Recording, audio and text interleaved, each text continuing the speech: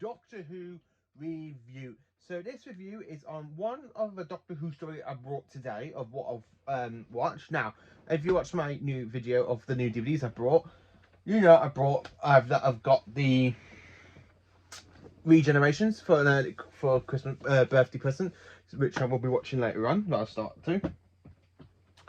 But I've been watching The King's Demons, which is you can buy it here in the UK in the Chameleon box set, in the Chameleon Tales. So The King's Demons, how can I tell you? So basically, this is set in the on the 4th of March, England, 1215. Now, what is my personal review on this story? So let me move the camera so you can see my face fully. So, with this being talk about the King's Demons, so here is the title sequence of this story with Peter Davison. And as you can tell, I'm wearing my fifth Doctor's coat to do this video to talk to you about it. And as you can tell, I've rearranged my shelf since I did that. So I've got the steel box here, the Season box that's there. So I've got the Blu-rays this side, and then this whole white shelf full of all my DVDs. So, the King's Demons. It's actually a really good story. I like how the TARDIS materialises in the middle of a medieval jester, where you have this King's Champion who is in disguise the Master. And the way the TARDIS materialises now, Tegan asks the Doctor if it's something to do with the Black Guardian, because this story follows the Black Guardian trilogy. Now, with the Master escaping from the planet Azirius, as Exirian, I can't say the actual words, Exemis, something like that. Exilivan. I can't say the word, sorry. So when the Master escapes that planet where he was sent to in Time Flight, he comes across a robot that was part of a war that happened on the planet, left over, and it was stuck on this planet, and until the Master connected his will up to Chameleon and let him shapeshift into King John, where King John is in London. Now, what's my personal thing about this? So let me tell you, I actually do like this story. I mean, the castle of Sir Ralph Freezer Williams is a really good castle. I'd like to know where this one was actually filmed, because I don't know where this one was filmed. I do like every story of Doctor Who that has actually been filmed in a castle. You have this one, you got Time Warrior. There's another one, I think, where it's filmed in a castle. I can't remember all of the episodes that were filmed in castles. But anyway, I like the whole film setting in like the ancient kind of like countryside sort of thing, where you are in medieval, and you've got Chameleon shapeshifting into King John. Then you've got the Master being his champion, trying to trick these people. And I have to say, it's a really interesting story. I absolutely do like it. Now, the bit that I don't like is where the Master is in a disguise. Now, the Master in disguise is supposed to be something that he's not trying to be, but the disguise is really that bad. You know it's the Master. You just know it. The Master is the Master. For no apparent reason, the Master just goes, "Oh, I disguise myself as this kind of ginger-haired sort of person." And then after having a sword fight with the Doctor, which is absolutely amazing, and he pulls out the TCE, the tissue manipulator on the Doctor. He goes, "Oh, my dear Doctor, you have been naive." And the way you have the laugh, he just goes, Psh. I do like that.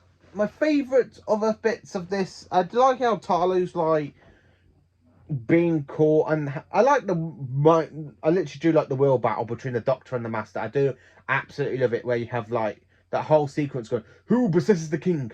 And the Master just goes, "The Doctor, kill."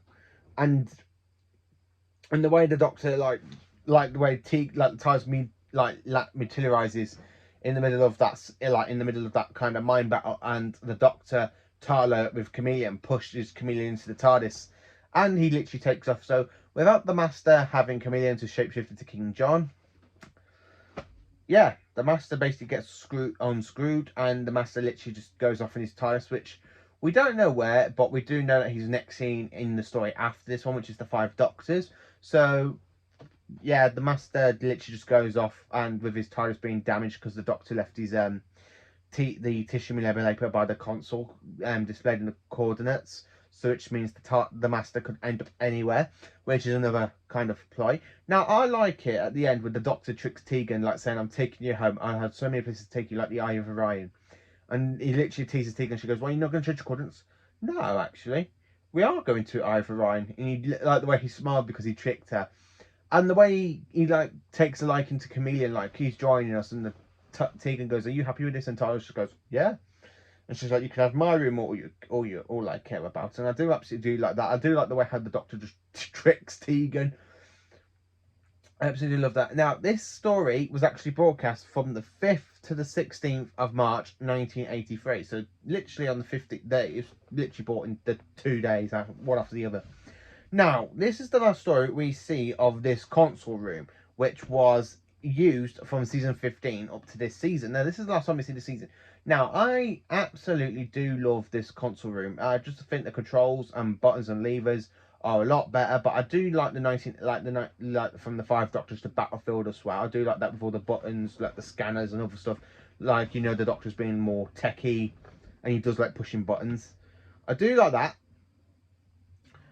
I do. Now, this is such a shame that this console room wasn't actually scrapped. Part of it was scrapped, but the rest of it wasn't, because this console would return in the Two Doctors in season 22.